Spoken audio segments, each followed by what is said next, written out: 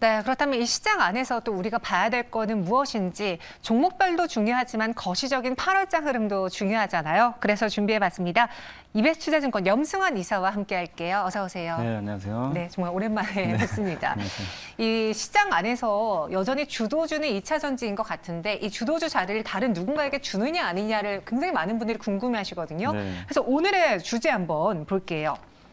극단적 쏠림 이후에 증시 랠리가 지속될까인데 이 쏠림 우리 역대급으로 2차 전지에서 봤잖아요. 네네.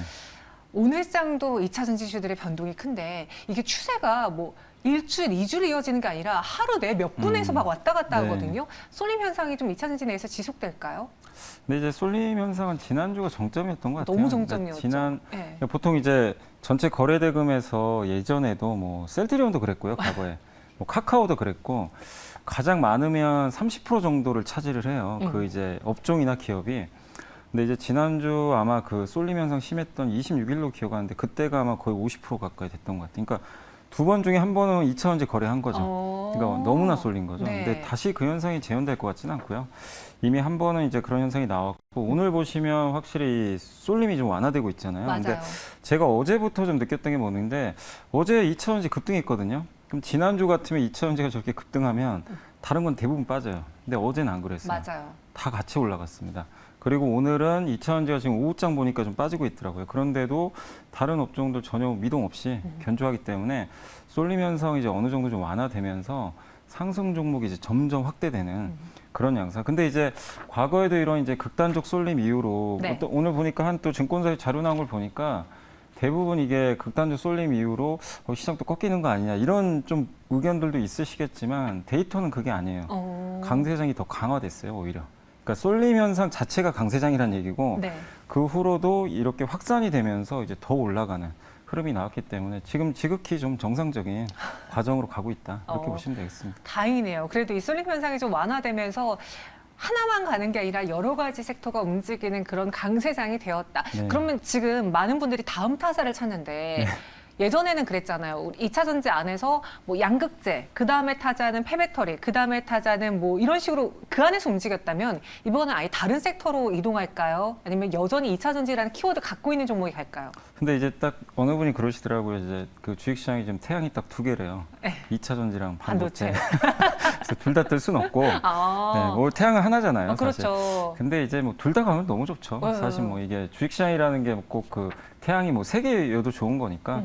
근데 지금 보면 태양이 될 후보군들이 많이 나오고 있는 것 같아요. 그러니까 오늘 보면 사실 그 네이버 같은 경우 이제 하이퍼 클로버 X가 이번 달 24일 날 나오는데 네. 다 알고 있는 재료인데 근데 그동안은 반응해요. 전혀 못 갔었어요. 그 한 두 달 전부터 나온 뉴스인데 안 가다가 이제 한 이틀 전부터 이제 급등하기 시작하더라고요. 그래서 지금 확실히 이제 시장은 좀 재료, 그러니까 호재성 재료가 있어도요. 그동안 2차 전지 기세에 다 눌려 있었어요.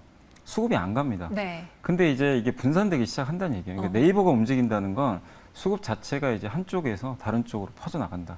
그러면 여러분들이 이제 종목 선정하기가 굉장히 좋습니다. 골고루 이렇게 투자해도 성과 날 수 있는 그런 시기니까. 다만 이제 네이버든 어떤 기업이 됐건 간에 확실한 모멘텀은 있어야 돼요. 그래서 단지 기술적 반등은 저는 좀 아니라고 보거든요. 약발이 약하다. 그거는 왜냐 하루 정도 오르면 또 떨어져요. 네. 그래서 확실하게 이제 그 소외된 기업들 중에서 좀 모멘텀이 좀 하반기에 있을 만한 기업들이 있다면 그런 쪽으로 좀 집중하는 게 맞지 않나. 이렇게 그럼 보고 이사님은 원래 연초에 그런 이야기 많았죠. 작년 연말부터 상저하고를 예상했어요. 근데 그 배경이 뭐냐면 반도체 업황 턴어라운드가 이제 하반기다 보니까 상반기보다 하반기가 좋지 않겠느냐라고 했는데 막상 열어보니 국내 증시뿐 아니라 세계 증시가 전반적으로 그 엔비디아 덕분인지 상반기 너무 좋았거든요. 네. 그럼 여기서 상고가 됐으니 하고고가 될까요? 아니면은 아까 뭐 일각에서 말하기로는 이 2차 전지의 수급 쏠림이 사라지면서 시장이 꺾일 수도 있다라고 하니 네. 상고 하저가 될까요? 그러니까 사실 저희 이제 이베스트는 계속 상고하고 옵니다. 오, 네, 맞추셨나요? 그 전략 그대로 작년 연말에 이제 상고하고 얘기를 좀 했었는데 상반기는 이제 제대로 맞췄는데 하반기도 바꾸진 않고 일단 하고. 근데 여전히. 이제 상승 폭은 좀 적을 수 있어요. 왜냐하면 상반기가 워낙 또 어느 정도 한 2250에서 지금 한 400포인트 정도 올랐기 때문에 그 정도만큼은 아니더라도 강세장은 더 열려 있다. 그래서 한 2800까지는 네. 좀 열려 있고 2800 가도 연말 되면 PBR이 한 배예요, 거기가. 아. 그러니까 뭐 비싸다고 할 수도 없는 거예요, 사실. 그렇네요. 그러니까 지금 지수는 지금 올라왔잖아요. 올라왔는데 펀은 더 떨어지고 있어요. 왜냐하면 이익 추정치가 좀 올라가기 시작하니까. 그래서 밸류에이션 부담도 그렇게 크지는 않기 때문에 시장에 대해서 뭐 지금 너무 이렇게 뭐 부정적으로 보실 필요 없고 그냥 단지 너무 올랐으니까 또 너무 쏠렸으니까 약간 부담은 되시겠지만 강세장이 끝날 만한 뭐 지금 어떤 이벤트가 나올 만한 상황도 아니잖아요. 네. 뭐 미국 금리도 어느 정도 이제 멈춘 상황이고 경기는 단단하고 또 지난주부터 중국이 부양책 지금 카드를 꺼내고 있거든요. 맞습니다. 그러니까 중국은 우리 옛날에는 중국이 부양책 쓰면 한국 증시에 엄청 호재였는데 이제 그거는 그렇게까지는 아니에요. 아니죠. 네, 근데 적어도 중국이 이제 방해는 안 하겠다. 아. 그러니까 받쳐주는 거죠, 중국이. 딜을 좀 받쳐주면서 계속해서 이렇게 순항하는 그런 흐름들이 나올 것 같아서 저는 좀 계속해서 시장 뭐 이게 8월, 9월 뭐 계속 좋을지 모르겠지만 당분간은 뭐 특별한 뭐 악재가 나올 만한 게 딱히 없거든요. 그래서 계속해서 좀 그 주식 비중 뭐 조정이 나온다면 더 좋고 늘리는 전략이 좀 필요할 것 같습니다. 중국 이야기를 살짝 해주셨는데 맞아요. 이 중국이 더 이상 우리에게 그렇게 예전처럼 강력한 주식시장 파워를 보여주진 않아요. 그런데 더 이상 발목은 잡지 않을 네. 거란 말이죠. 그럼 플러스 알파를 하반기 투자 전략을 중국과 관련된 소비주로 접근해 보는 건 나쁘진 않아 보이는데 좀 큰 수익도 가져다 줄 수 있을까요? 아니 그렇게 많은 수익은 못 낼 것 같고 그건 근데 아니에요? 너무 많이 빠져 있어가지고 네. 20-30%는 나오겠죠. 그러니까 그거는 이제 트레이딩이라 그러죠 우리가 흔히. 네. 그러니까 이제 중국 소비주나 구조적으로 성장이 못하는 업종들도 8월에 한 번씩 올라갈 것 같아요. 근데 그때 그거를 야 이제부터 시작했으니까 난 1년 동안 장기 투자지 이러시면 안 되고 이게 성장이 반드시 나와야 돼요. 그런 거는 1년 이상 가져가는 건데 이쪽은 내가 철저하게 계산을 하셔야 돼요. 트레이딩 한 쪽으로요. 10%만 수익 내고 나오겠다. 아. 아니다 난 30%? 그러니까 이제 각자 판단이죠. 보셔가지고 한 10에서 많으면 30% 정도를 설정해서 네. 그냥 트레이딩 정도로만 하셔야지 여기서 뭐 한 20% 갔는데 분위기가 더 갈 것 같아요. 근데 내가 목표한 거에 왔는데도 그때 더 간다고 해서 못 파시면 안 되고 네. 철저하게 이제 끊으시라는 거죠. 네, 그래서 이거는 반도체나 2차 전지처럼 대응하시면 안 돼요. 이 섹터 자체가 어쩔 수 없는 게 욕심은 좀 버려야겠네요. 성장이 좀 이게 위가 막힌 산업들이거든요. 근데 중국과 관련돼서는 좀 괜찮아 보이는 게 제가 봤을 때는 아무튼 정유 쪽 같아요.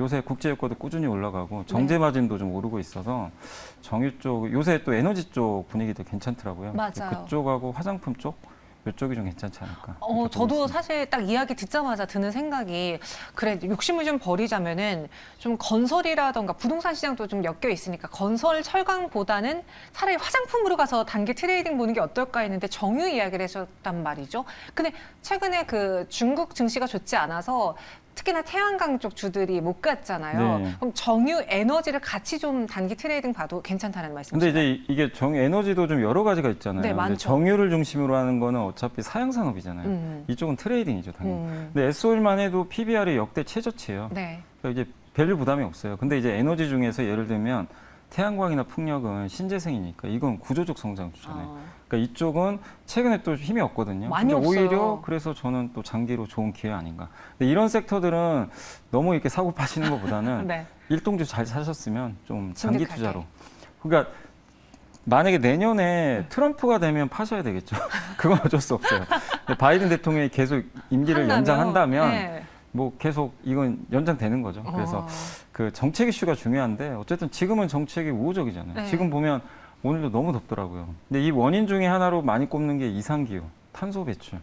이건 뭐 모든 나라가 다 당면한 과제인데 그걸 해결하려면 신재생 에너지로 가는 수밖에 없고 거기 또 파생되는 게 우리가 배터리 얘기하면 다 전기차 얘기만 하잖아요. 네. 근데 전기차만 있는 게 아니에요. 오히려 더 큰 맞아요. 시장이 ESS예요. ESS 시장 아직 시작도 안 했거든요. 거기에 관련된 이제 또 밸류체인들이 나오겠죠, 앞으로도. 그래서 그쪽도, 그러니까 2차 전지도 찾아보시면 되게 무궁무진해요. 그러니까 이거는 구조적으로 성장을 하잖아요. 그러니까 그런 쪽은 계속 한번 공부를 해보시면 좋겠습니다. 네, 그래서 이렇게 중국과 관련된 키워드도 우리가 하반기에 잡아볼 수 있겠고 여기 더해서 오늘 시장에서 비만 당뇨 치료제 굉장히 핫합니다. 예전에는 제약바이오 안에서 항암 관련해서 뭐 T세포라던가 그런 면역 항암제 이야기를 했다면 요새 반응하는 거는 당뇨 비만이거든요. 이게 그럼 종목으로만 지금 나오고 있는데 바이오 전체적인 상승 랠리까지도 이끌어질 수 있을지요? 그러니까 이게 바이오 쪽이 이제 당뇨나 비만 쪽이 먼저 움직였다가 네. 이제 최근 분위기는요. 이제 큰 형님들이 움직입니다. 삼성바이오, 네, 뭐 한미약품도 움직이고요. 종근당, 또 유한양이 요새 급등하고 있죠. 맞아요. 이 기업들은 이제 큰 기업들인데 사실 그동안 주목을 많이 못 받았죠. 근데 이 기업들이 움직인다는 건 그만큼 이제 좀 단단하게 좀 움직일 수 있다는 얘기예요. 실적을 뒷받침하면서 가는 거거든요. 그냥 가는 게 아니고.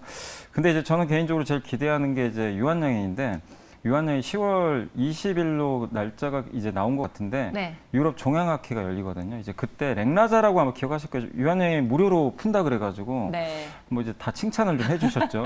근데 그거 우리나라에서 승인은 받았는데 이제 유럽에서 이제 그 임상을 해서 결과가 나올 거예요. 얀센이 하는 것 같더라고요. 근데 그게 비소세포 폐암 치료제는 블록버스터 신약입니다. 근데 우리 한국은 아직은 블록버스터 신약이 없어요. 근데 이걸 해주면 대박이네요. 만약에 이제 우리나라 제약 역사에 한 획을 긋는 거죠, 사실은. 근데 이게 항상 그렇지만 될까 안 될까 참 이게 고민되잖아요. 근데 모르잖아요. 저는 어쨌든 근데 국내에선 승인을 받았기 때문에 확률은 좀 높은 것 같아요. 그래서 10월까지는 모멘텀 살아 있고 만약에 근데 유한양행이 성공적인 데이터를 내준다. 네. 그럼 이제 랠리가 계속 이제 여기서 끝나는 게 아니라 K바이오로. 다른 바이오 쪽으로도 연결이 되겠죠.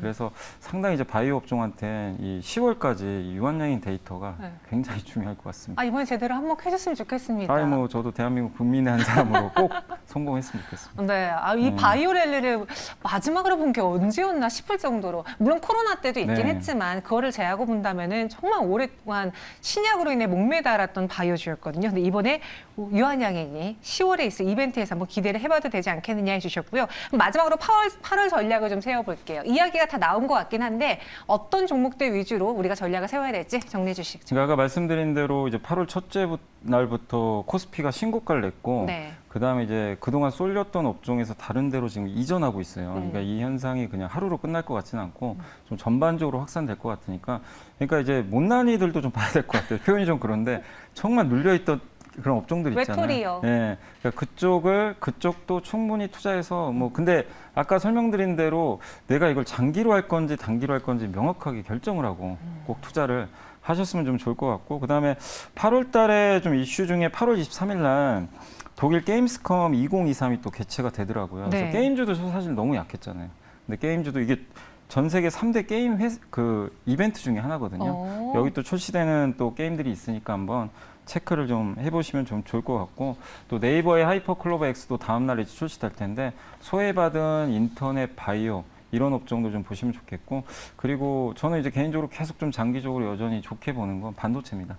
그래서 반도체 오늘 좀 빠지더라고요. 네. 그래서 좀 지지부진한데 이럴 때 또 비중을 늘려가시면 어떨까 이렇게 말씀드리겠습니다. 여전히 태양인 반도체는 가져가야 되고요. 네. 알겠습니다. 지금까지 염승환 의사와 함께했어요. 고맙습니다. 감사합니다.